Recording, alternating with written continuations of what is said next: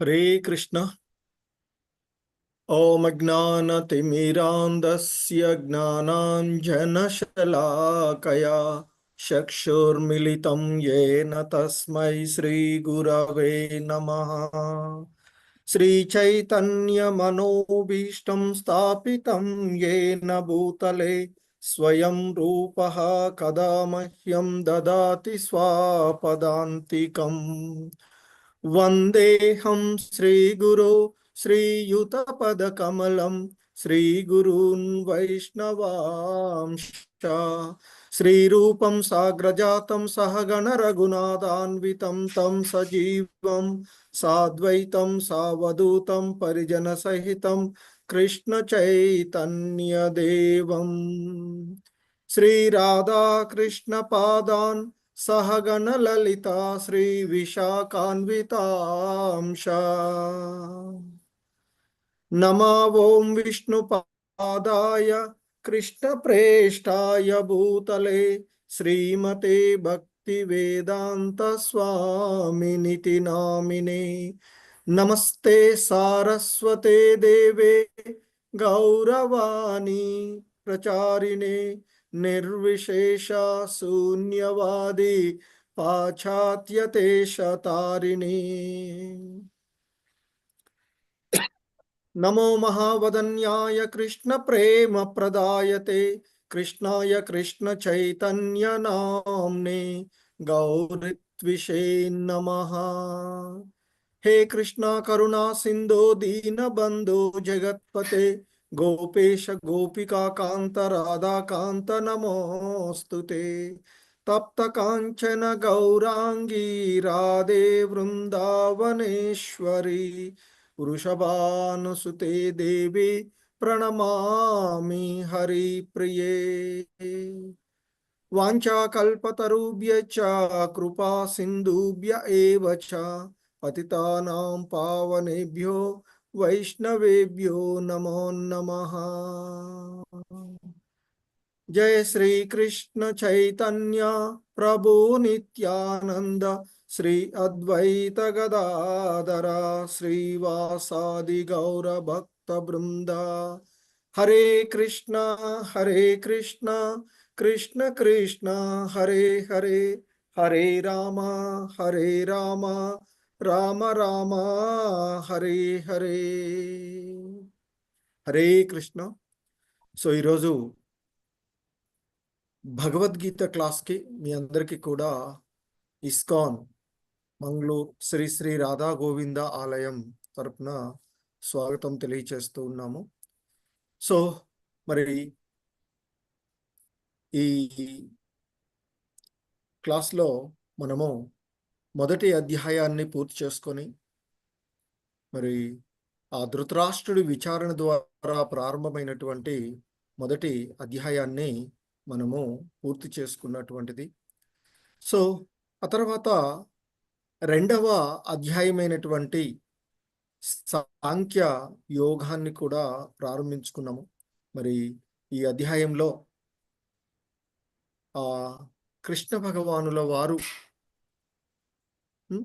తన సన్నిహితమైనటువంటి మిత్రుడు అయినటువంటి అర్జునుడిని దుఃఖ సాగరము నుండి బయటపడేయడానికి ఆయనకు ముందుగా ఆత్మతత్వాన్ని బోధిస్తూ ఉన్నటువంటి విషయాన్ని మనం చూస్తూ ఉన్నాం. ఎందుకంటే అర్జునుడు మరి ఆ రణరంగంలో యుద్ధ రంగంలో ధనుర్బాణాలను పక్కన పడవేసి ఓ కృష్ణ నేను యుద్ధం చెయ్యను అంటూ శోకతప్తుడై ఉన్నటువంటి విషయాన్ని మనం చూస్తాం. అయినప్పటికీ శ్రీకృష్ణ భగవానుడు అర్జునుడు అంటాడు, ఈ క్లిష్ట సమయంలో మరి ఇటువంటి కాలుష్యం నీకు ఏ విధంగా దాపురించింది? ఇది జీవితపు విలువలు తెలిసినటువంటి మానవుడికి సరి అయినది కాదు. ఇది ఉన్నత లోకాలకు దారి తీయకపోగా నీకు అపకీర్తిని కలగజేస్తుంది అని ఇంకా చెప్తారు. ఓ అర్జున, ఈ నీచమైనటువంటి పిరికితనానికి లొంగిపోకు, అంటే చేతగానితనానికి లొంగిపోకు, ఇది నీకు తగదు. ఓ పరంతప, తుచ్చమైనటువంటి హృదయ దౌర్బల్యాన్ని వదిలివేసి యుద్ధం చేయడానికి లేవయ్యా అంటూ చెప్తాడు. కానీ అప్పుడు మళ్ళీ అర్జునుడు ఆ కృష్ణ భగవాన్తో చెప్తారు. ఓ కృష్ణ, మరి అంటే ఆయన్ని, ఓ శత్రు సంహార, ఓ మధుసూదన, నాకు పూజ్యులైనటువంటి భీష్ముడు, ద్రోణుడు వంటి వారిని, పెద్దలను ఎదిరించి నేను బాణాలతో ఎలా వారితో ఎలా యుద్ధం చెయ్యాలయ్యా నేను? వారు నా గురువులు, మహానుభావులైనటువంటి వారు. మరి అటువంటి వారి ప్రాపంచికమైనటువంటి కోరికలను వారు కోరుచున్నప్పటికీ వాళ్ళు పెద్దవారే కదా. అటువంటి వారిని సంహరించినట్లయితే మేము అనుభవించేదంతా కూడా రక్తపంకిలమవుతూ ఉంటుంది. అంతేకాకుండా మరి మేము వారిని జయించటమో లేదా వారు మమ్మల్ని జయించటమో ఏది హితకరమో మేము తెలుసుకోలేకుండా ఉన్నాము. మరి నా యందు ఏర్పడినటువంటి మమకారము అనే దోషము కారణంగా నా ధర్మ విషయంలో నేను మోహానికి గురి అయి ఉన్నాను.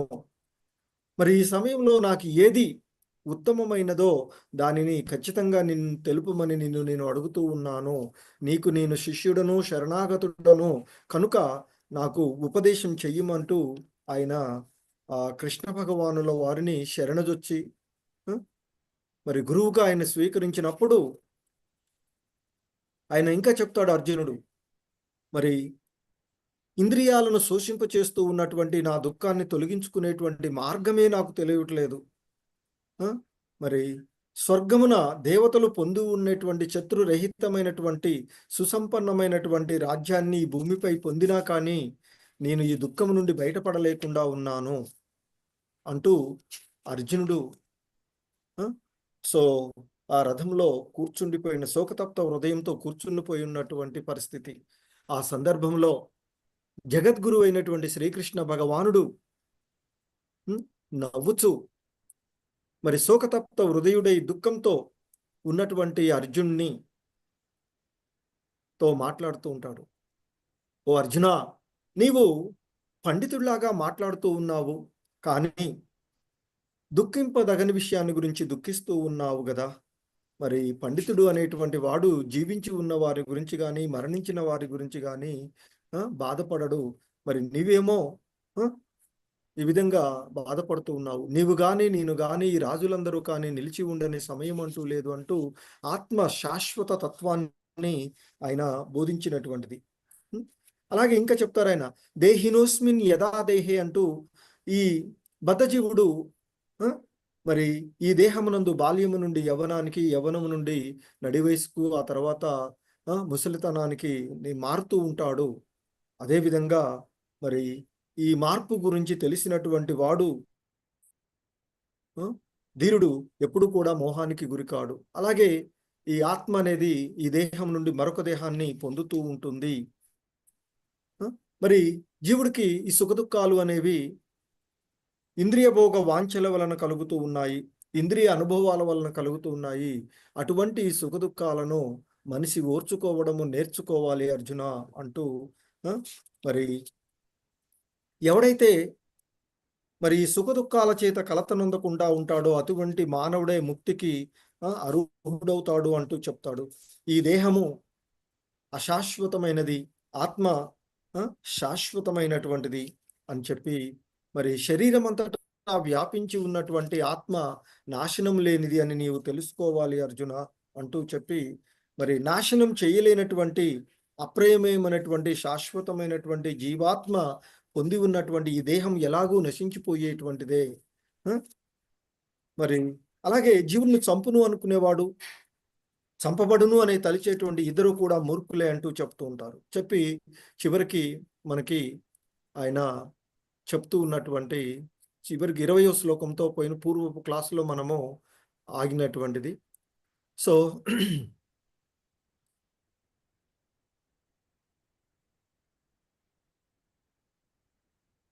ఈ శ్లోకంలో ఆయన ఈ విధంగా చెప్తున్నారు, నజాయతే మ్రియతే వా కదాచిత్ నాయం భూత్వా భవితా వా న భూయః అజో నిత్య శాశ్వతోయం పురాణో న హన్యతే హన్యమానే శరీరే. ఆత్మకి ఎప్పుడు జననము కానీ మరణము కానీ లేదు. ఆత్మ జన్మింపలేదు, జన్మింపదు, జన్మింపబోదు. అది జన్మరహితమైనది. నిత్యము, శాశ్వతము, పురాతనము. ఈ దేహం చంపబడినా కూడా ఆత్మ చంపబడదు అంటూ ఆయన చెప్తూ ఉన్నటువంటి. ఎందుకంటే మరి ఇదే విషయాన్ని మనకి కఠోపనిషత్తులో కూడా ఉన్నటువంటిది. ఎందుకంటే ఈ సేమ్ ఆయన చెప్పబడుతుంది. నజాయతే మ్రియతే వా విపచ్చిన్నాయం కుచిన్నత బభూవ కచ్చిత్ అజో నిత్య శాశ్వతోయం పురాణో నా హన్యతే హన్యమానే శరీరే అని చెప్తున్నారు. అంటే ఆత్మ ఎప్పుడు మరి ఆ జ్ఞానమయమైనటువంటి లేక చైతన్యమయమై ఉంటూ ఉంది. అందుచేత చైతన్యం నాకు చిహ్నము ఆత్మగా చెప్పబడుతూ ఉండేటువంటిది. సో ఆ విధంగా మరి ఆ ఆత్మ యొక్క శాశ్వత తత్వాన్ని, ఆత్మ జ్ఞానాన్ని బోధిస్తూ ఉన్నటువంటిది చూసాం. సో ఇంకా మరి కృష్ణ భగవానులు అర్జునుడితో చెప్తారు, ఓ అర్జున, ఆత్మ నాశనము లేనిదనియు శాశ్వతమనియు అజము అక్షయము అని తెలుసుకున్నటువంటి వ్యక్తి ఎవరిని కానీ ఎట్లా చంపుతాడు, ఎట్లు చంపగలడు అనేటువంటిది, ఎట్లు చంపును ఎట్లు చంపగలుగుతాడు అంటూ చెప్తూ ఉన్నటువంటిది. సో మరి ఇంకా ఆయన చెప్తారు, వాసాంసి జీర్ణాని యథా విహాయ నవాని గృహణాతి నరోపరాణి తథా శరీరాని విహాయ జీర్ణాన్య హన్యతి అన్యాని సంయాతి నవాని దేహి. వాసాంసి జీర్ణాని యథా విహాయ. వాసాంసి అంటే దుస్తులు, జీర్ణాని అంటే పాతబడిపోయినటువంటివి లేదా శిథిలమైనటువంటివి. యథా అంటే ఎట్లు, విహాయ విడిచిపోవడం, నవాని అంటే కొత్త వాణిని, గృహణాతి నరోపరాణి అంటే మానవుడు వాటిని గ్రహించునో. అదేవిధంగా తథా శరీరాన్ని విహాయ జీర్ణాన్య అన్యాని సంయాతి నవాని దేహి. అదేవిధంగా ఆత్మ కూడా ఈ నిష్ప్రయోజనములైనటువంటి ఆత్మ కూడా ఈ కృషించిపోయినటువంటి శరీరాన్ని వదిలి కొత్త శరీరాన్ని స్వీకరిస్తుంది అంటూ చెప్తున్నారు. అంటే మానవుడు ఏ విధంగా అయితే, మనిషి ఎలాగైతే చినిగిపోయినటువంటి పాత వస్త్రాలను వదిలివేసి కొత్త వస్త్రాలను ధరించునో, అదేవిధంగా ఆత్మ కూడా ఈ కృషించిపోయినటువంటి శరీరాలను వదిలి కొత్త శరీరాలను స్వీకరిస్తుంది అంటూ ఇక్కడ చెప్పబడుతూ ఉన్నటువంటి అంశము. సో ఈ ఆత్మ అనేటువంటిది శాశ్వతంగా ఉండేటువంటిది, ఇలా నిరంతరము మార్పు చెందుతూ ఉండేటువంటిది. సో ఎప్పుడైతే ఈ దేహం క్షీణించి పోతుందో, ఈ దేహాన్ని వదిలి మరొక కొత్త దేహాన్ని అది పొందుతూ ఉంటుంది. సో ఇవి సృష్టిలో ఉండేటువంటి 84 లక్షల రకాలైనటువంటి జీవజాతులలో ఏదో ఒక తన యొక్క కర్మ సిద్ధాంతాన్ని అనుసరించి, కర్మలను అనుసరించి ఆ జీవుడు మరొక కొత్త దేహాన్ని పొందడము అనేది మనము తెలుస్తూ ఉన్నటువంటిది. అలాగే మనకి శ్రీల ప్రభుపాదులు వివరిస్తూ చెప్తూ ఉండేటువంటి అంశంలో ఆయన చెప్తుంటారు, అంశభూతమైనటువంటి జీవాత్మ దేహమును మార్చుట సర్వము అంగీకారమైనటువంటి విషయమే. ఆత్మ అనేది ఎలాగూ శరీరాలను మారుస్తూ ఉంటుంది అనేటువంటిది మనకి, కానీ కాకపోతే ఆత్మ యొక్క ఉనికిలో కొంత విశ్వాసం లేకపోయి ఉండవచ్చు. కానీ హృదయం నుండి కలిగేటువంటి శక్తి వలనే, శక్తి మూలంగానే ఇవన్నీ కూడా జరుగుతూ ఉన్నాయి అనేటువంటిది ఆధునికమైనటువంటి విజ్ఞాన శాస్త్రం ద్వారా కూడా తెలుస్తూ ఉన్నటువంటిది. అలాగే చిన్న పిల్లవాడి నుండి ఆ శైశవ దశ నుండి బాల్యానికి, బాల్యము నుండి యవనానికి, యవనము నుండి వార్ధక్యమునకు అవిచ్ఛిన్నంగా కలిగేటువంటి దేహ మార్పులను మనము అంగీకరింపక తప్పకు. ఇది జరిగేటువంటి నిరంతరము జరిగేటువంటి మార్పులను మనము అంగీకరించవలసినటువంటిదే. ఎందుకంటే మన దేహంలో అనుభూతిగా మనం చూస్తూ ఉండేటువంటిదే. మనం చిన్నప్పుడు ఇలా చిన్న పిల్లవాడిగా ఉండేటువంటిది పుట్టినప్పుడు, ఆ తర్వాత క్రమక్రమంగా పెరుగుతూ నిరంతరము మార్పు చెందుతూ ఉండేటువంటిది. మరి ఇంకా మనం చూస్తూనే ఉంటాం మన ఇంట్లో ఉన్నవాళ్ళు పెద్దవాళ్ళు మరి వ్యార్థకము మరి యొక్క దేహమును మార్పు కలుగుతుంది. ఎలాగో ముసలిదై క్షీణించిపోయినప్పుడు ఆత్మ ఈ దేహాన్ని వదిలి మరొక దేహాన్ని పొందేటువంటి విషయాన్ని మనము అంగీకరించవలసినటువంటిది. సో అదే విషయాన్ని ఇక్కడ చెప్తూ ఉన్నటువంటిది. ఎందుకంటే మరి ఈ దేహంలో ఆత్మతో పాటు పరమాత్ముడు కూడా ఉన్నటువంటి విషయాన్ని చెప్తూ ఉంటుంటారు. ఎందుకంటే జీవాత్మ ఇంకొక దేహాన్ని పొందుట పరమాత్మ యొక్క అనుగ్రహం చేతనే సంభవిస్తూ ఉన్నది అని చెప్తూ ఉంటారు. మరి ఎందుకంటే ఎప్పుడైతే ఈ ఆత్మ ఒక దేహాన్ని వదులుతుందో అప్పుడు దానికి గతానికి సంబంధించిన విషయాలన్నీ కూడా మర్చిపోయేటువంటి పరిస్థితి. మరి ఆ ఆత్మకు తాను చేసిన కర్మల ప్రకారంగా ఎటువంటి దేహాన్ని ఇవ్వాలి అనేది ఆ పరమాత్ముడు ఇచ్చేటువంటిది. అందుకే ఇక్కడ శ్రీల ప్రభుపాదులు వారు చెప్తారు, ఒక మిత్రుడు ఇంకొక మిత్రుని కోరికలను పూరించినట్లుగా పరమాత్మ అణు ఆత్మ యొక్క కోరికలను పూరిస్తూ ఉంటుంది అనేది చెప్తూ ఉంటుంటారు. దీన్నే మనకి ఆ స్వతరోపనిషత్తులో చెప్పబడినటువంటి సమానే వృక్షే పురుషే నిమగ్నో నిషయ శోషతి ముహ్యమానః జుష్టం యదా పశ్యత్య నమిస్మస్య మహిమా నమితి నీతి శోకః అంటూ చెప్పబడినటువంటి శ్లోకంలో మరి రెండు పక్షులను ఒకే వృక్షంపై ఉన్నటువంటి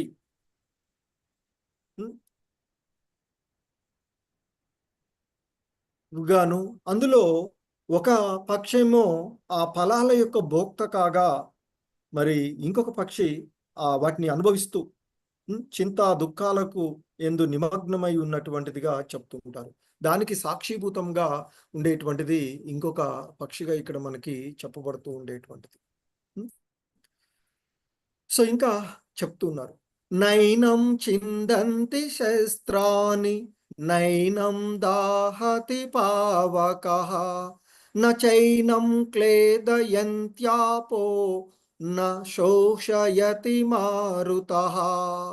ఆత్మ ఎట్టి ఆయుధముల చేతను ముక్కలుగా ఖండింపబడదు, అగ్ని చేత దహింపబడదు, నీటి చేత తడపబడదు, వాయువు చేత ఎండింపబడదు. సో మరి మనకి వివిధ రకాలైనటువంటి ఆయుధాలు ఉంటాయి. సో మరి ఆ ఆయుధాలు మనకి దేన్నైనా ఖండించి వేయగలిగేటువంటిది. కానీ ఇక్కడ ఆత్మ అనేటువంటిది ఎటువంటి ఆయుధాల చేత కూడా ముక్కలుగా ఖండింపబడదు అని చెప్తూ ఉంటుంటారు. ఎందుకంటే మనకి ఈ ఆయుధాలను ఉపయోగించి దేన్నైనా కూడా మనము అంటే ముక్కలుగా కట్ చేయగలిగేటువంటి ఉంటుంది. కానీ ఇక్కడ ఎటువంటి ఎట్టి ఆయుధం చేత కూడా ఈ ఆత్మ అనేటువంటిది ముక్కలుగా ఖండింపబడదు అనేటువంటి చెప్తున్నారు. నైనం చిందంతి శస్త్రాని నైనం దాహతి పావకః. సో కాబట్టి ఆత్మ ఎటువంటి ఆయుధాల చేత ముక్కలుగా ఖండింపబడదు, అగ్ని చేత దహింపబడదు, దాహతి పావకః అంటూ చెప్తున్నటువంటిది. మరి అలాగే నచ క్లేదయంతి నచ క్లేదయంతి ఇక్కడ చెప్తున్నటువంటి అంటే దేని చేత కూడా తడపబడదు. శోషయతి మారుతః అంటే వాయువు, మారుత అంటే వాయువు దానిని మరి ఎండింపజాలదు. అంటే మరి ఆత్మను ఎటువంటి ఆయుధం కూడా ముక్కలుగా ఖండించలేదు, అగ్ని దహింపజాలదు, నీరు తడపజాలదు, వాయువు ఆర్పివేయడానికి సమర్థుడు కాదు అనేటువంటి విషయాన్ని మనకి ఇక్కడ చెప్పబడుతూ ఉన్నటువంటిది. సో అలాగే ఇంకా చెప్తున్నారు, అచ్ఛేద్యోయమదాహ్యోయం అక్లేద్యో శోష్య ఏవ చ నిత్య సర్వగతస్థానుః అచలోయం సనాతనః. సో ఇంకా చెప్తున్నారు, ఈ జీవాత్మ ఛేదించుటకు వీలు లేనిది, నీటిలో కరిగించుటకు వీలు లేనిది, మరి దానిని దహించుట గాని ఎండించుట గాని శక్యము కాదు. అది నిత్యము, సర్వవ్యాపకము, మార్పురహితము, అచలము, సనాతనము అయి ఉన్నది అంటూ చెప్తూ ఉన్నటువంటిది. సో మరి జీవాత్మ యొక్క, అంటే ఆత్మ యొక్క ఈ గుణాలన్నీ కూడా ఆ భగవంతుని యొక్క, ఆ పరమపురుషుని యొక్క శాశ్వత అంశ అనేటువంటి విషయాన్ని ఇక్కడ మనకు తెలియచేస్తూ ఉన్నటువంటిది. సో కాబట్టి మరి ఈ ఆత్మ ఎటువంటి మార్పు లేకుండా శాశ్వతంగా మరి ఆ అనురూపంలోనే ఉంటూ ఉంటుంది అనేది మనకి ఇక్కడ తెలియచేయబడుతూ ఉన్నటువంటిది. ఎందుకంటే ఈ విషయాన్ని మనకి అద్వైత సిద్ధాంతము అన్వయించడం కుదరదు అని చెప్తారు. ఎందుకంటే అద్వైత సిద్ధాంతం జీవాత్మ పరమాత్మలో ఐక్యము పొందజాలదు. సో కాబట్టి ఆ భౌతిక కాలుష్యాల నుండి ముక్తి పొందిన తర్వాత ఆత్మ దేవదేవుని బ్రహ్మజ్యోతి యందు, అంటే ఒక ఆధ్యాత్మిక కణంగా ఉండిపోవుటను వాంఛించవచ్చును, కానీ పూర్తిగా ఆ దేవదేవుడిలో, అంటే ఆ పరమాత్మలో లీనమవడం అనేటువంటిది సాధ్యం కానటువంటిది. సో కాబట్టి బుద్ధిమంతులైనటువంటి జీవులు మాత్రము దేవదేవునితో సాంగత్యము అనుభవించుట, ఆధ్యాత్మిక లోకంలోనికి ప్రవేశిస్తారు. అంటే ఆ గోలోక బృందావనాన్ని చేరి అక్కడ ఆ భగవంతునితో సంబంధాన్ని ఏర్పరచుకొని అక్కడ ఆయన లోకంలోకి ప్రవేశిస్తాము అనేటువంటిది చెబుతూ ఉన్నటువంటిది. అలాగే ఇక్కడ సర్వగతః అంటే సర్వవ్యాపకమైనటువంటి, మార్పు లేనటువంటిది అని చెప్తున్నారు ఇక్కడ. మరి సర్వగత అనే పదము, ఎందుకంటే జీవులన్నీ కూడా భగవంతుని చేత సృష్టించబడిన అనేటువంటి దాంట్లో సందేహం లేదు. కాబట్టి మరి అవి భూమిపై కానీ, నీటిలో కానీ, గాలిలో, అగ్నిలో కూడా నివసిస్తూ ఉంటాయని చెప్తారు. మనం నీటిలో జీవులను చూస్తూనే ఉంటాం. అలాగే అగ్నిలో కూడా అక్కడ వాతావరణంలో ఉండగలిగేటువంటి జీవులు అక్కడ జీవించగలిగేటువంటి అవకాశం ఉంటూ ఉంటుంది. సో కాబట్టి మరి ఆ విధంగా వివిధ రకాలకి, ఎందుకంటే మనం భూమిపై ఉండేటువంటి జీవులను చూస్తున్నాము, గాలిలో ఉండేటువంటి జీవులను చూస్తున్నాము, నీటిలో ఉండేటువంటి జీవులను చూస్తాము. అలాగే అగ్నిలో కూడా జీవులు ఉండేటువంటి, సర్వతా ఉండేటువంటి అవకాశం ఉంటూ ఉంటుంది. సో ఇంకా ఆయన మనకి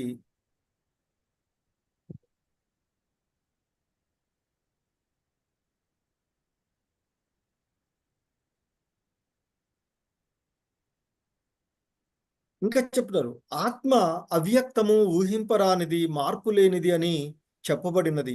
ఈ విషయం తెలుసుకొనిన పిమ్మట దేహమును గురించి నీవు దుఃఖించుట అనుచితము అర్జున అంటూ చెప్తారు ఆయన.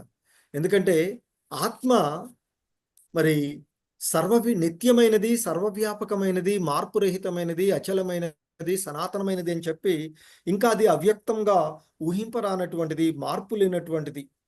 సో ఈ విషయాన్ని తెలుసుకున్నాక ఇంకా నీవు ఈ దేహాలను గురించి, మా తాత, గురువు వీళ్ళందరినీ చంపుతున్నాను, మా బంధువులను చంపుతూ ఉన్నాను అనేటువంటి విషయాలను గురించి నీవు ఆలోచించటము సరి అయినది కాదు, అనేటువంటి దుఃఖించటము అనుచితం కాదు అర్జున అంటూ చెప్తూ ఉన్నటువంటిది.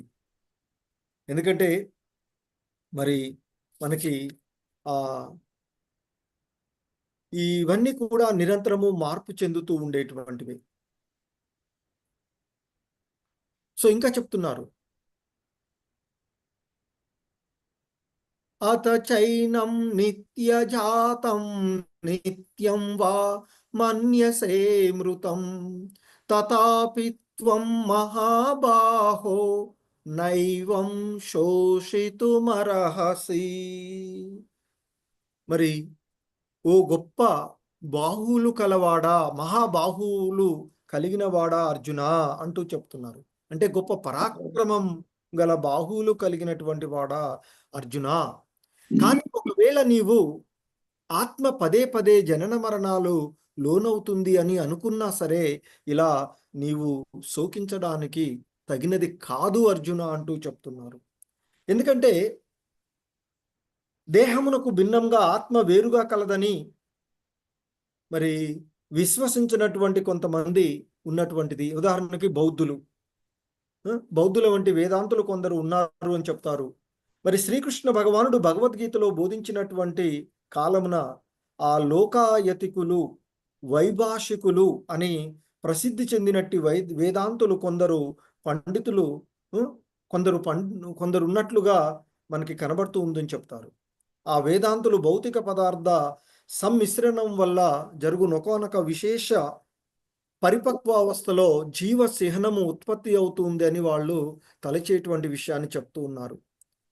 మరి వారి సిద్ధాంతం ప్రకారంగా భౌతిక అంశముల సమ్మిశ్రమమే దేహం ఏర్పడుట, మరి ఆ భౌతికమైనటువంటి రసాయనికములైనటువంటి అంశాలు అంతఃప్రక్రియ ఒక దశలో ఆ జీవ చిహ్నాలు వృద్ధి చెందుటకు సంభవిస్తూ ఉంది అని మనకి కెమిస్ట్రీలో జీవశక్తి సిద్ధాంతము అంటూ చెప్తూ ఉంటుంటారు. సో అలా మరి ఆ విధంగా ఉన్నది అని భావించినప్పటికీ కూడా మరి అది ఎలాగూ మళ్ళీ పుట్టేటువంటిదే కదా. కాబట్టి మరి దాని గురించి బాధపడవలసినటువంటి అవసరం లేదు అని చెప్తున్నారు. ఎందుకంటే ఇక్కడ అర్జునుడు ఆ వైభాషిక తత్వము వలె ఆత్మ ఉనికి యందు నమ్మకము లేనివాడైనను దుఃఖించడానికి కారణం లేదు అంటూ శ్రీకృష్ణ భగవానుడు ఇక్కడ చెప్తూ ఉన్నటువంటిది. సో కాబట్టి మరి ఆత్మ ఎలాగూ పదే పదే జనన మరణాలకు లోనవుతూ ఉంది కాబట్టి మరి ఈ జీవులను గురించి, ఈ జనన మరణాలను గురించి దుఃఖించవలసినటువంటి శోకించుట అనేది తగదు అర్జున అంటూ చెప్తూ ఇక మరొక శ్లోకాన్ని ఇక్కడ చెప్తూ ఉన్నారు. జాతస్య హి ధ్రువో మృత్యుః ధ్రువం జన్మ మృతస్య చ తస్మాద పరిహార్యర్తే నత్వం శోషితుమర్హసి. సో ఇక్కడ మరి ఆ కృష్ణ భగవానులు వారు అర్జునుడితో చెప్తున్నారు, జాతస్య హి ధ్రువో మరణం. ఇక్కడ జాతస్య హి ధ్రువో మృత్యు ధ్రువం జన్మ మృతస్య చ తస్మాద పరిహార్యర్తే నత్వం శోషితుమర్హసి. జాతస్య హి అంటే పుట్టిన వానికి, మృత్యు అంటే మరణం, పుట్టిన వానికి మరణం తప్పదు. అలాగే ధ్రువం జన్మ మృతస్య చ చనిపోయిన వానికి అంటే మరణించిన వానికి మరలా పుట్టక తప్పదు. కావున అనివార్యమైనటువంటి మరి కాబట్టి ఇక అందుచేత మరి అనివార్యంగా నివారించడానికి వీలు లేనటువంటి విషయాలను గురించి నీవు దుఃఖించవలసిన అవసరం లేదు అర్జున అంటూ చెప్పబడుతూ ఉన్నటువంటి విషయాన్ని మనము ఇక్కడ గ్రహించవలసినటువంటిది. అందుకే ఇక్కడ చెప్తున్నారు, పుట్టిన వానికి మరణం తప్పదు, మరణించిన పిమ్మట మరలా అతడు జన్మించక తప్పదు. కాబట్టి అనివార్యంగా జరిగేటువంటి ఈ విషయాలను గురించి నీవు శోకించవలసిన అవసరం లేదు అంటూ చెప్తున్నారు.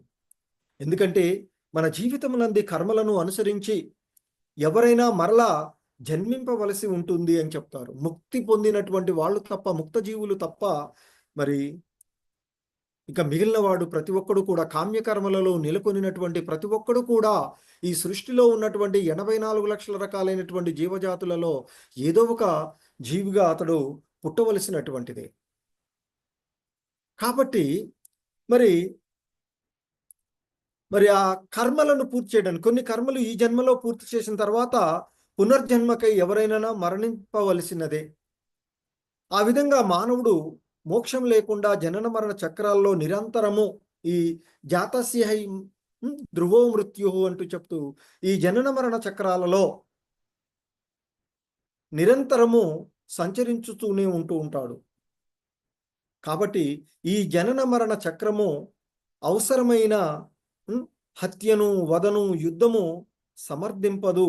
అయినను న్యాయ ధర్మమును నిలుపుటకై మానవుడు సంగమునద్దు హింసాత్మకమైనటువంటి యుద్ధాలను మరి నివారించుటకు వీలు లేకుండా జరుగుతుంది అని చెప్తారు.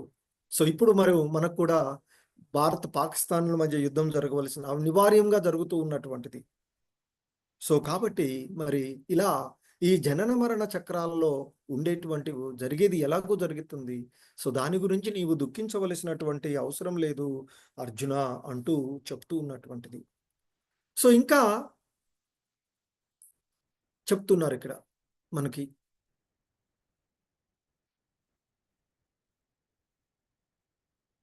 అవ్యక్తాదీని భూతాని వ్యక్తమద్యాని భారత అవ్యక్త నిధనాన్యేవ తత్ర కా పరిదేవనా.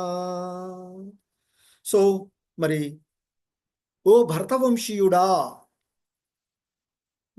భారత అని సంబోధిస్తూ ఉన్నారు. అంటే భరతవంశీయుడా, సృష్టించబడిన ప్రాణులన్నీ పుట్టుకకు ముందు అవ్యక్తములు, జీవిత కాలంలో వ్యక్తములు, మరలా మరణించిన పిదప అవ్యక్తములు కావున మరి ఆ విధంగా జరిగేటువంటి దాన్ని గురించి శోకించుట ఎందులకు, కాబట్టి అందుచేత దుఃఖించుటకు కారణమేమి గలదు అర్జున అంటూ అడుగుతున్నారు శ్రీకృష్ణ భగవానుల వారు.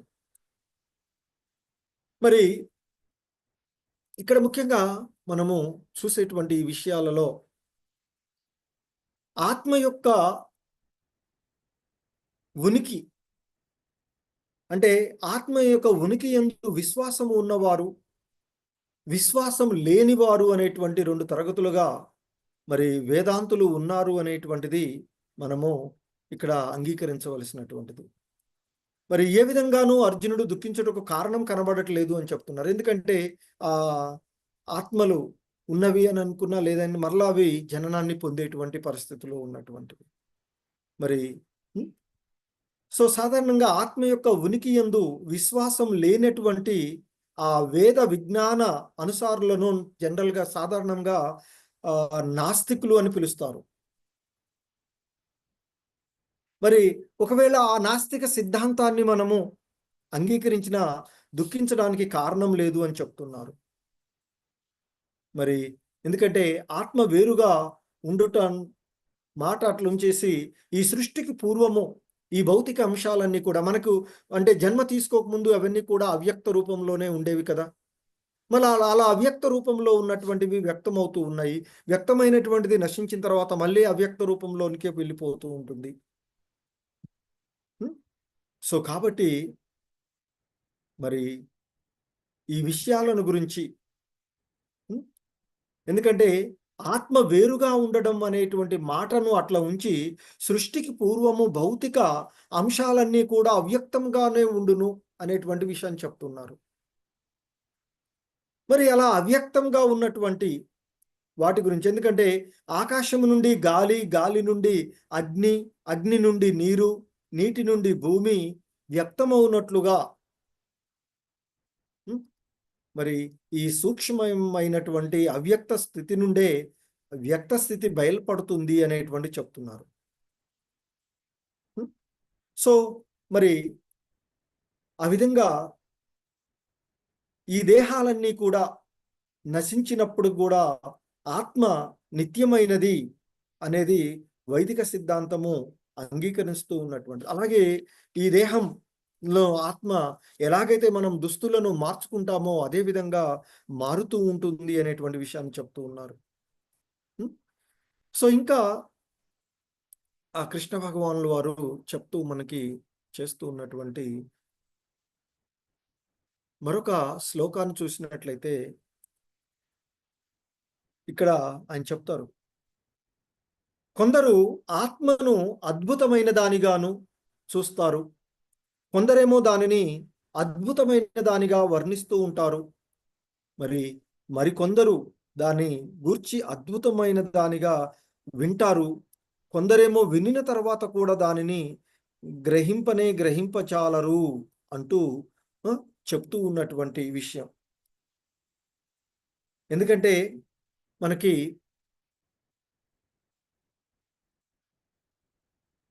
ఆ గీతోపనిషత్ అంటే ఉపనిషత్తు సిద్ధాంతం పైన అధికంగా ఆధారపడి ఉన్నటువంటి కారణంగానే ఇది భగవద్గీత గీతోపనిషత్తుగా మనకి చెప్తూ ఉన్నటువంటిది, ఉపనిషత్తుల సారంగా ఉన్నటువంటిది. మరి అటువంటి దాంట్లో మనకి ఆ ఇక్కడ అంటే ఈ విషయాలు అంటే కొన్ని నమ్మశక్యం కానటువంటి విషయాలను గురించి చెప్తూ, ఎందుకంటే అధిక పరిమాణం కలిగినటువంటి జంతువు యొక్క శరీరమునందు అతి విస్తృతమైనటువంటి మర్రి చెట్టు ఆకారమునందును ఒక అంగుళము మాత్రమే ప్రదేశములో కోట్ల కొలదిగా ఇమిడి ఉండేటువంటి సూక్ష్మ జీవుల యందును అణు ఆత్మ ఉన్నదనే యథార్థ విషయము చాలా ఆశ్చర్యకరంగా ఉంటుంది అని చెప్తుంటారు.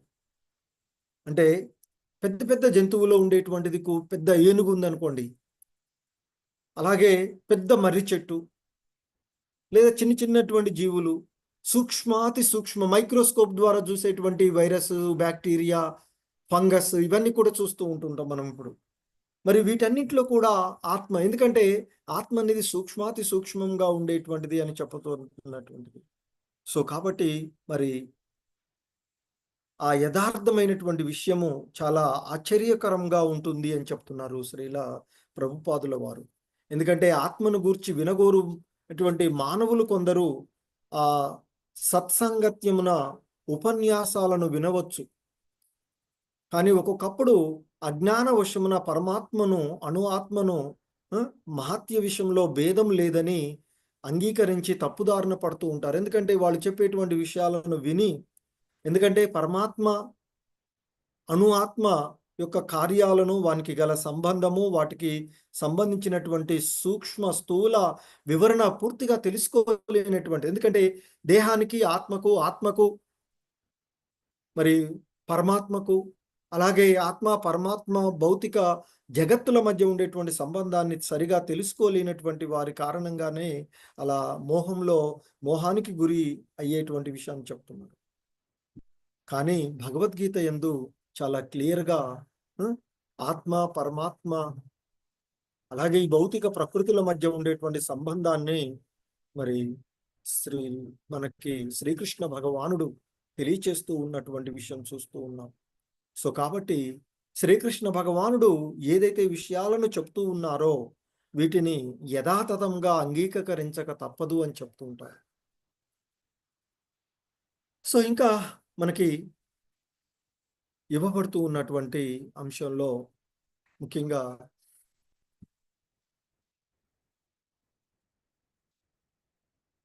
దేహి నిత్యమవద్యోయం దేహే సర్వస్య భారత తస్మాత్ సర్వాణి భూతాని నత్వం శోషితుమర్హసి. ఓ భరతవంశీయుడా, దేహమునందు వసించు దేహి ఎన్నడూనూ చంపబడదు. కావున ఏ జీవిని గురించి నీవు దుఃఖించవలసిన అవసరం లేదు. ఎందుకంటే ఇక్కడ శ్రీకృష్ణ భగవానుడు అర్జునుడితో చెప్తూ ఉన్నటువంటి విషయాలలో ఆత్మతత్వాన్ని బోధిస్తూ ఉన్నటువంటిది. ఓ భరతవంశీయుడవైన అర్జున, దేహమునందు వసించేటువంటి ఆత్మ ఎప్పుడూ కూడా చంపబడదు. కాబట్టి అందుచేత నీవు ఏ జీవుని గురించి బాధపడవలసినటువంటి అవసరం లేదు. ఎందుకంటే ఇక్కడ అర్జునుడు ముఖ్యంగా తన తాత అయినటువంటి భీష్ముడు, గురువు అయినటువంటి ద్రోణాచార్యుడు యుద్ధంలో మరణిస్తాడు అనేటువంటి భయం చేత క్షత్రియుడైనటువంటి అర్జునుడు తన యొక్క యుద్ధ ధర్మాన్ని వదిలివేయడానికి సన్నద్ధమైనటువంటిది. కానీ దానికి శ్రీకృష్ణ భగవానుడు అంగీకరించడం లేదు. తన యొక్క ధర్మాన్ని క్షత్రియుడుగా అర్జునుడు తన యొక్క ధర్మాన్ని వదిలివేయవద్దు అనేటువంటిదే శ్రీకృష్ణ భగవానుడు ఇక్కడ చెప్తూ ఉన్నటువంటి విషయం. ఎందుకంటే మార్పులేని ఆత్మను గురించి బోధించేటువంటి భాగమును ఇప్పుడు భగవంతుడు ముగిస్తూ ఉన్నాడు. ఇక ఆత్మ తత్వాన్ని ఇక ఆయన చెప్తూ ఉన్నాడు. ఎందుకంటే దేహమునందు వసించేటువంటి ఆత్మ ఎప్పుడూ కూడా ఇక చంపబడదు. కాబట్టి నీవు ఎవరి గురించి కూడా ఆలోచించవలసిన అవసరం లేదు. ముఖ్యంగా ఆయన ఈ దేహం తాత్కాలికమైనదని నిరూపిస్తూ చెప్తున్నటువంటిది శ్రీకృష్ణ భగవానుడు. ఆత్మ శాశ్వతమైనది కాబట్టి మరి అర్జునుడు భావిస్తూ ఉన్నట్లుగా వారెవరో చంపబడతారు అనేటువంటిది సరి అయినది కాదు అని చెప్పి ఆయనకి ఆత్మ దేహానికి మధ్య ఉండేటువంటి సంబంధాన్ని స్థిరపరుస్తూ ఉన్నారు శ్రీకృష్ణ భగవానుల వారు ఇక్కడ. సో ఇంకా మరి ఆయన ఇక చెప్తూ ఉన్నారు, స్వధర్మపి చావేక్ష్య న వికంపితుమర్హసి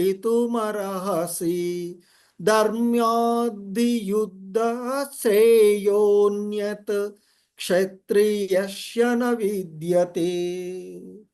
క్షత్రియుడుగా నీ యొక్క స్వధర్మమును అనుసరించి ధర్మము కొరకై యుద్ధం చేయుట కన్నా శ్రేయదాయకమైనది వేరొక్కటి లేదు అని నీవు తెలుసుకోవాలి అర్జున. కాబట్టి సంశయించవలసినటువంటి అవసరం లేకుండా నీవు యుద్ధం చెయ్యి అంటూ చెప్తూ ఉన్నటువంటిది. ఎందుకంటే ఇక్కడ మనకి మరి శాస్త్రాలలో చెప్పబడుతూ ఉన్నట్లుగా మనకి వర్ణాశ్రమ పద్ధతి ఉన్నటువంటిది, 4 వర్ణాలుగా ఉన్నటువంటిది. సో జీవులు వారి యొక్క స్వభావాలను అనుసరించి వాళ్ళు చేసేటువంటి కర్మలను అనుసరించి మానవులు 4 రకాలుగా వర్గీకరించబడ్డారు అనేటువంటిది భగవద్గీతలోనే శ్రీకృష్ణ భగవానుడే చెప్తాడు. బ్రాహ్మణులు, క్షత్రియులు, వైశ్యులు, శూద్రులు అంటూ చెప్పబడినటువంటిది. మరి ఆ విధంగా ఉన్నటువంటి వర్ణాశ్రమ పద్ధతిలో మనకి ఆ 4 వర్ణములలో మరి రెండవది అయినటువంటి జాతి క్షత్రియ జాతి అని చెప్తూ ఉంటుంటారు. మరి ఈ క్షత్రియుడు అంటే సత్పరిపాలనను అందించేటువంటి వాడు. మరి ఈ భూమిపై అంటే ఈ ధరణిపై ఉన్నటువంటి జీవులను రక్షించి సక్రమమైనటువంటి మార్గంలో, క్షత్ అంటే క్షత్రము అని చెప్తారు, అంటే హాని, మరి ఆ హాని నుండి రక్షించేటువంటి వాడు కాబట్టి క్షత్రియుడు. త్రాయతే అంటే రక్షించేటువంటి వాడు. క్షత్రియుడు అంటే మనల్ని, అంటే సాధారణంగా హానికరమైనటువంటి వాటి నుండి రక్షించేటువంటి వాడు క్షత్రియుడుగా చెప్పబడేటువంటిది. మరి అందుకే క్షత్రియులుగా ఉండేటువంటి రాజులు అడవులకు వెళ్ళి ఆ క్రూర జంతువులను వేటాడడము జరుగుతూ ఉంటుంది. మరి అడవికి వెళ్ళి క్షత్రియుడు అనేటువంటి వాడు ఆ పులులు వంటి వాటితో ముఖాముఖిగా ఎదుర్కొని ఖడ్గాలతో వారితో పోరాడుతూ ఉంటుంటారు అని చెప్తుంటారు.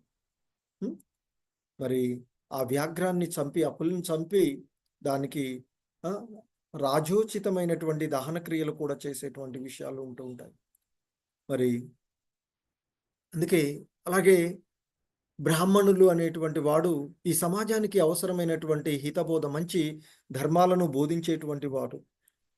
అలాగే వైశ్యులు అనేటువంటి వాళ్ళు ఈ సమాజానికి అవసరమైనటువంటి ఆర్థిక వనరులను సమకూర్చేటువంటి వాళ్ళు క్షత్రియులుగా వైశ్యులుగా చెప్పబడుతూ ఉండేటువంటిది. సో ఆ విధంగా మరి మనకి 4 వర్ణాశ్రమ పద్ధతులు, వారి వారి యొక్క ధర్మాలను అనుసరించి ఎవరి ధర్మాలను వారు సక్రమంగా నిర్వర్తించాలి. సో మరి ఇక్కడ అర్జునుడు క్షత్రియుడు కనుక మరి ఆయన యొక్క స్వధర్మాన్ని అనుసరించి యుద్ధం చేయడం అనేది సరి అయినదే అనేది చెప్పబడుతూ ఉన్నటువంటిది. అందుకనే ఇక్కడ చెప్తూ ఉన్నారు, క్షత్రియుడిగా నీ ప్రతి ఒక్క ధర్మమును పరిశీలించినను ధర్మానుగుణమైనటువంటి యుద్ధం కంటే మేలైనది నీకు వేరొకటి లేదు అని నీవు తెలుసుకోవాలి అర్జున అంటూ చెప్తూ ఉన్నటువంటిది. సో ఇంకా ఆయన మనకి ఇక్కడ కృష్ణ భగవానుడు వారు అర్జునుడితో చెప్తూ ఉన్నటువంటి అంశాలలో మనకి ఇంకా చెప్తారు ఆయన, ఓ పార్థ, క్షత్రియులకు స్వర్గద్వారములు తెరిచేటువంటి యుద్ధ అవకాశములు అప్రయత్నంగా లభించినచో అట్టివారు సౌఖ్యవంతులు అని చెప్తూ ఉంటుంటారు. ఎందుకంటే మరి యుద్ధము కోరుకోకుండా వచ్చినట్టు, వాస్తవానికి అర్జునుడికి తాను కావాలని కోరుకున్న రాజ్య విస్తరణ కోసమో లేదా ధనాని కోసమో యుద్ధం చేస్తూ ఉన్నటువంటిది కాదు. వారి రాజ్యాన్ని ఆక్రమించి దుర్మార్గులైనటువంటి కౌరవులు వాళ్ళకి ఇవ్వాల్సినటువంటి ధర్మబద్ధంగా వారికి రావాల్సినటువంటి రాజ్యాన్ని ఇవ్వకపోవడం వల్ల ఇక్కడ జరిగినది. కాబట్టి ఇక్కడ చెప్తున్నారు, ఓ అర్జున, ఏ క్షత్రియులకు స్వర్గద్వారములు తెరిచేటువంటి యుద్ధ అవకాశాలు అప్రయత్నంగా లభించునో అట్టి వారు సౌఖ్యవంతులు అంటూ చెప్తూ ఉన్నటువంటి విషయం ఇక్కడ. సో కాబట్టి మరి ఇక్కడ ఆ జగద్గురు అయినటువంటి శ్రీకృష్ణుడు మరి అర్జునుడు ఏదైతే నిర్ణయం తీసుకున్నాడో దాన్ని నిరసిస్తూ ఉన్నటువంటిది. ఎందుకంటే అర్జునులో ఉన్నటువంటి ఆ మోహము, అజ్ఞానం కారణంగా తన ధర్మాన్ని అతడు వదిలివేయడానికి సిద్ధపడి ఉన్నటువంటిది. మరి వాస్తవానికి అర్జునుడు ఈ యుద్ధాన్ని విరమించడానికి ఎటువంటి కారణం కూడా లేదు అని ఇప్పటి వరకు శ్రీకృష్ణ భగవానులు వారు చెప్పినటువంటిది. సో అందుకే చెప్తున్నారు, అత చేత్వమిమం ధర్మ్యం సంగ్రామం న కరిష్యసి తత స్వధర్మం కీర్తించ హిత్వా పాపమహాస్యసి. ఒకవేళ నీ స్వధర్మమైనటువంటి యుద్ధాన్ని నిర్వహింపనిచో స్వధర్మాన్ని నిర్లక్ష్యపరిచినందుకు గాను నిశ్చయంగా పాపమునందుటయే కాక యోధుడుగా నీ కీర్తిని కూడా నీవు కోల్పోతావు అర్జున అంటూ చెప్తూ ఉన్నారు ఇక్కడ. ఎందుకంటే అర్జునుడు ప్రముఖమైనటువంటి యోధుడు. ఆయన శివుడు మొదలైనటువంటి దేవతలతో కూడా యుద్ధాన్ని చేసి కీర్తిని పొందినటువంటి వాడు. శివుడితో యుద్ధం చేసి పాశుపతాస్త్రాన్ని పొందినటువంటి వాడు. ఎందుకంటే కిరాత రూపంలో ఉన్నటువంటి శివునితో పోరాడి ఆయనను ఓడించి సంతోషపరిచి పాశుపతాస్త్రాన్ని, ఆయుధమును బహుమానంగా పొందినటువంటి వాడు అర్జునుడు. కాబట్టి మరి అటువంటి కీర్తి, యోధుడుగా ఆయనకున్నటువంటి కీర్తి కూడా నీవు యుద్ధం చేయకపోతే, మరి అర్జునుడు మహావీరుడు అని చెప్తారు. కురుక్షేత్ర రణరంగంలో యుద్ధం చేయవలసినటువంటి పరిస్థితులలో యుద్ధం చేయకుండా తోక ముడుచుకొని పారిపోయాడు అంటూ నీకు అపకీర్తే కలుగుతుంది. నీ యొక్క కీర్తి ఏదైతే ఉందో నీకు ఆ ఉన్నటువంటి కీర్తి అంతా నీవు కోల్పోతావు అని చెప్తూ ఉన్నారు. ఎందుకంటే అతడు మహాయోధుడని కూడా అందరూ ఎరిగినటువంటిది. మరి ద్రోణాచార్యుడు కూడా అతన్ని ఆశీర్వదించి తన గురువును కూడా చంపగలిగేటువంటి ప్రత్యేక అస్త్రాలను అతనికి ఇవ్వగలిగినటువంటిది. అలాగే స్వర్గాధిపతి అయినటువంటి తండ్రి అయినటువంటి ఇంద్రుడు పలువురు పెద్దల నుండి యుద్ధానికి కావలసినటువంటి యోగ్యతలను పొందినటువంటి వాడు అర్జునుడు. మరి ఇప్పుడు యుద్ధం మానినట్లయితే క్షత్రియుడుగా తన స్వధర్మాన్ని మర్చి వదిలివేసిన కారణంగా అతని యొక్క కీర్తిని కోల్పోతావు అనేటువంటి విషయాన్ని కృష్ణ భగవానుడు గుర్తు చేస్తూ ఉన్నటువంటిది ఇక్కడ చెప్పి ఇంకా అంటూ ఉన్నారు, అకీర్తిం చాపి భూతాని కథయిష్యంతి తే వ్యయాం సంభావితస్య చ కీర్తి మరణాదతిరిష్యతే. జనులు నీ యొక్క అపకీర్తిని ఎల్లప్పుడూ చెప్పుకుంటారు. మరి గౌరవం కలిగినటువంటి వానికి అపకీర్తి అనేది మరణం కంటే దారుణమైనది కదా అర్జున అంటూ చెప్తున్నారు. ఎందుకంటే అర్జునుడికి మిత్రుడుగాను, ఎందుకంటే అంతకుముందు వారి మధ్య ఉన్న సంబంధము మిత్ర సంబంధము, అలాగే మరియు ఇంకా రక్త సంబంధము కూడా ఉన్నటువంటిది. మరి మిత్రుడుగాను తత్వబోధకుడుగా ఉన్నటువంటి శ్రీకృష్ణుడు ఇప్పుడు తుది తీర్పు ఇస్తూ ఉన్నాడు. ఇక నీవు తప్పక యుద్ధం చేయవలసినదే. ఓ అర్జున, యుద్ధం ఆరంభమగుటకు ముందే నీవు యుద్ధరంగం నుండి విడిచినట్లయితే ప్రజలు నిన్ను పిరికి పందా అంటారు. ఒకవేళ ప్రజలు నిన్ను నిందించినను యుద్ధరంగం నుండి పారిపోవుటచే ప్రాణము కాపాడుకోవచ్చునని నీవు తలచినుచో నీవు యుద్ధమున మరణించుటయే మంచిది, నా యొక్క అభిప్రాయము అంటూ శ్రీకృష్ణ భగవానుడు వారు చెప్తూ ఉన్నటువంటిది. ఎందుకంటే గౌరవనీయమైనటువంటి వ్యక్తికి అపకీర్తి మరణం కంటే హీనమైనది అని చెప్తున్నాడు ఇక్కడ.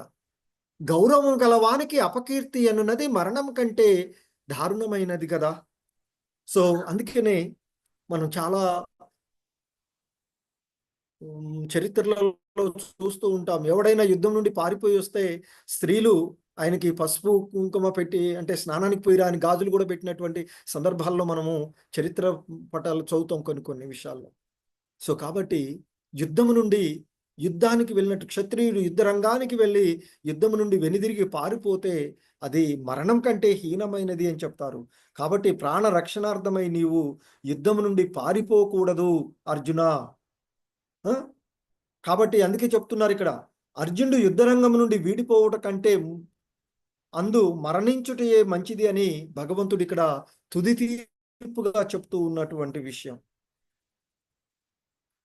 సో ఇంకా చెప్తున్నారు, భయాద్రణాదు పరతం మస్యంతే త్వాం మహారతాః యేషాం చ త్వం బహుమతో భూత్వా యాస్యసి లాఘవన్. మరి ఓ అర్జున, నీ పేరు ప్రతిష్టల ఎడ గొప్ప గౌరవాన్ని కలిగి ఉన్నటువంటి సేనా నాయకులు భయము చేతనే యుద్ధరంగము నుండి నీవు పారిపోయావు అనుకుంటారు. అలా భావించి వారు నిన్ను చులకన చేయుదురు. ఎందుకంటే శ్రీకృష్ణుడు అర్జునుడికి తన యొక్క తుది అభిప్రాయాన్ని ఖచ్చితంగా చెప్తున్నారు ఇక్కడ. దుర్యోధనుడు, కర్ణుడు మొదలగు సేనా నాయకులు నీ సమకాలికులు. నీవు నీ సోదరుల ఎడా తాత ఎడా గల ప్రేమ చేత యుద్ధమును విడిచినట్లు వాళ్ళు తలచరు. వారు ప్రాణభయం చేతనే నీవుట్లు చేశావు అని భావించి నీ వ్యక్తిత్వం పట్ల వారికి ఉన్నటువంటి గౌరవము నశించిపోతుంది. అర్జునుడేమో వాస్తవానికి గురువు గారిని, మరి తాతను, బంధువులను ఎలానయ్యా చంపుకోవాలి అనేది భావనలో ఉన్నాడు. కానీ దుర్యోధన, దుశ్శాసనుడు, కర్ణుడు వంటి వాళ్ళు నీవు మరి ఆ వాత్సల్యంతో, అంటే గురువుల ఎడ, తాత ఎడ, స్నేహితుల ఎడ, తర్వాత సోదరుల ఎడ ఉండేటువంటి ప్రేమతో యుద్ధం నుండి పారిపోయావు అనుకో, అంటే యుద్ధం నుండి పోయావు అనుకోరు. నీకు చేతగాకనే భయం చేతనే యుద్ధరంగం నుండి పారిపోయారు అని భావించి నిన్ను వాళ్ళు చులకనగా చూస్తారు అంటూ ఇంకా చెప్తున్నారు ఆయన. చూసి ఇంకా చెప్తున్నారు, నీ శత్రువులు నిన్ను నిర్ణయ వ్యాఖ్యములతో, అంటే ఇక్కడ శత్రువులు ఎదుటివారు ఎవరు, దుర్యోధనుడు, కర్ణుడు వంటి వాళ్ళు నిన్ను నిర్దయమైనటువంటి వాక్యాలతో వర్ణించి నీ యొక్క సామర్థ్యాన్ని నిందిస్తారు. ఇంతకన్నా దుఃఖమైనటువంటిది మరొకటి నీకు ఏమి ఉంటుంది అర్జున అంటూ చెప్తారు. ఇంకా అంటుంటారు ఆయన, హతో వా ప్రాప్స్యసి స్వర్గం జిత్వా భోక్షసే మహీం తస్మాదుత్తిష్ట కౌంతేయ యుద్ధాయ కృత నిశ్చయః. సో ఇంకా చెప్తున్నారు ఆయన, ఓ కౌంతేయ, అంటే ఓ అర్జున, ఓ కుంతి కుమారుడా అర్జున, నీవు యుద్ధమున చంపబడినట్లయితే, యుద్ధమున మరణిస్తే స్వర్గాన్ని పొందుతావు, లేదా శత్రువులను జయిస్తే రాజ్యభోగాలను అనుభవిస్తావు. అందువల్ల కృతనిశ్చయంతో లేచి యుద్ధం చెయ్యవయ్యా అంటున్నారు. ఎందుకంటే అర్జునుడి పక్షమున జయము కలిగేటువంటి నిశ్చయం లేకున్నను అతడు ఒకవేళ యుద్ధం చేయవలసి ఉన్నది. ఎందుకంటే అతడు చంపబడిన స్వర్గలోకాన్ని యుద్ధంలో మరణిస్తే వీరస్వర్గము అని చెప్తుంటారు కదా. కాబట్టి మరి ఒకవేళ యుద్ధంలో నీవు మరణిస్తే స్వర్గానికి వెళ్తావు, ఒకవేళ శత్రువులనే నీవు జయిస్తే రాజ్యభోగాలు వస్తాయి. ఏ విధంగానైనా నీవు ఈ యుద్ధం నుండి పారిపోవడం కంటే యుద్ధం చేయడమే మేలు. కాబట్టి కృతనిశ్చయంతో లేచి యుద్ధం చెయ్యవయ్యా అర్జున అంటూ చెప్తూ ఉన్నటువంటిది.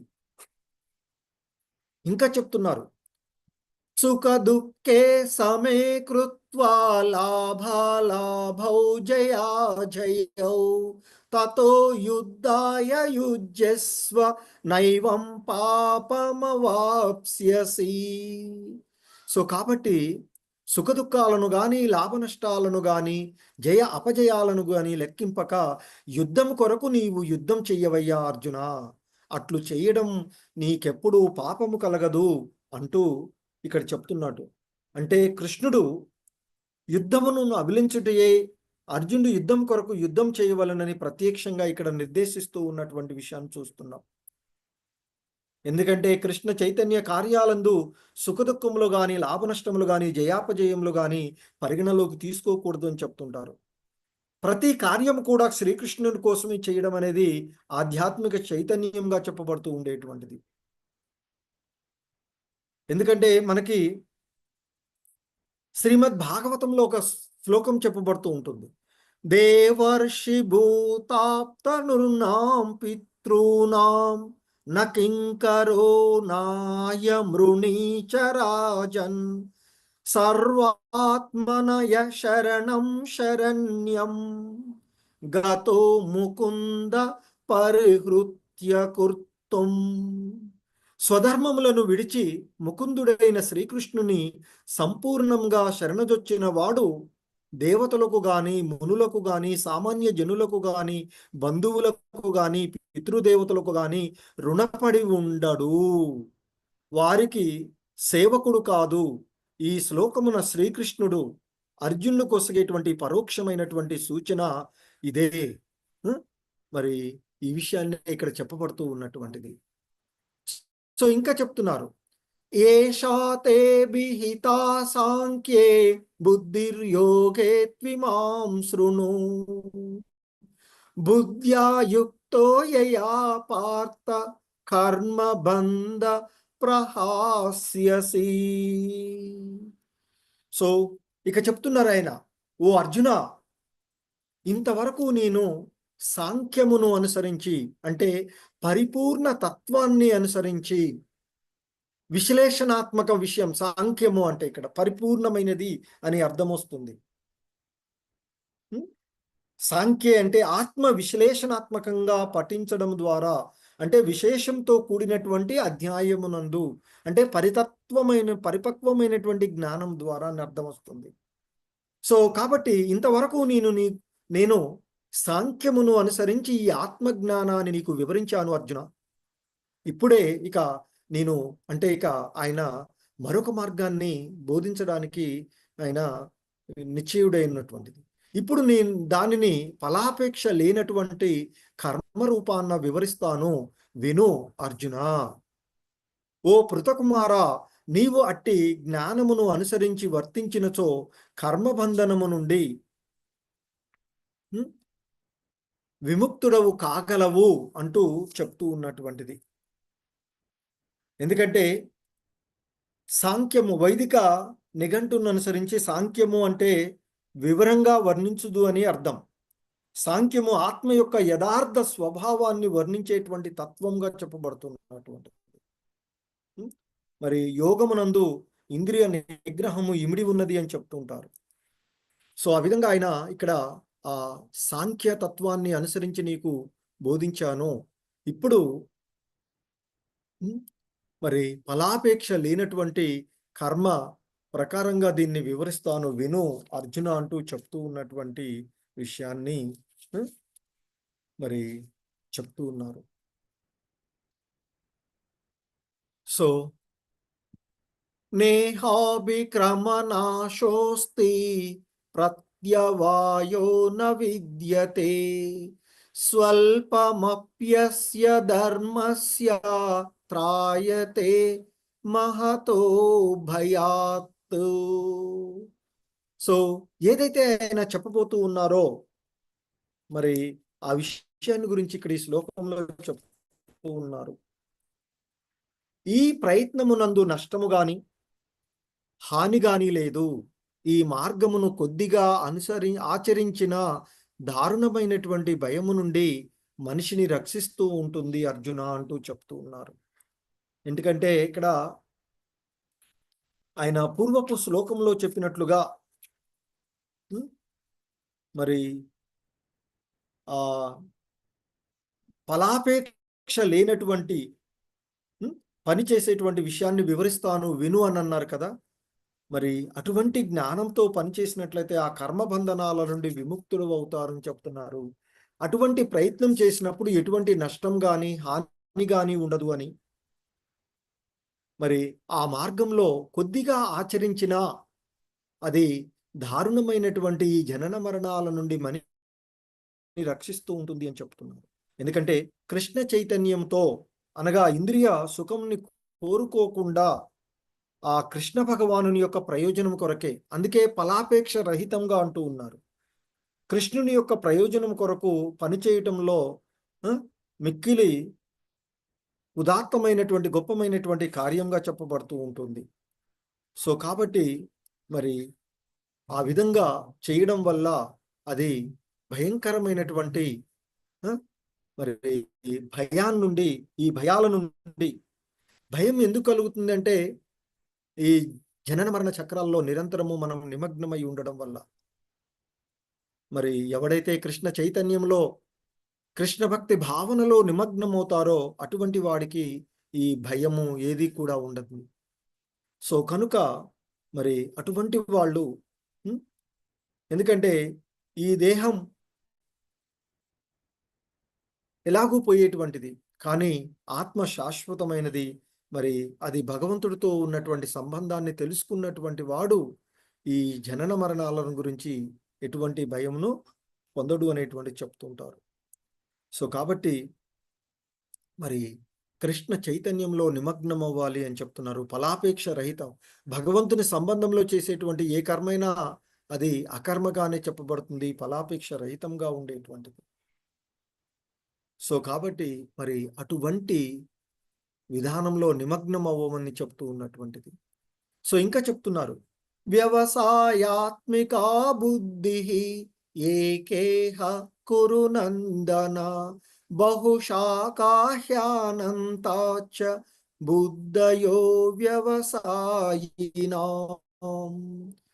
ఓ కురువంశస్థుడా అర్జున, ఈ కృష్ణ చైతన్య మార్గమున, అంటే ఈ మార్గమున ఉన్న వారి బుద్ధి స్థిరంగా ఉంటుంది, వారి లక్ష్యము ఒక్కటిగానే ఉంటుంది. కానీ స్థిరంగా లేని వారి యొక్క బుద్ధి పరిపరి విధాలుగా ఉంటుంది అంటూ చెప్తున్నారు. ఎందుకంటే ఇక్కడ భక్తి భావనలో ఉన్నటువంటి వారు కృష్ణ చైతన్యం వలన జీవితంలో ఉండేటువంటి అత్యున్నతమైనటువంటి పూర్ణస్థితికి మరి ఆ ఉన్నతి పొందగలుగుతారు అనేటువంటిది చెప్తున్నటువంటిది.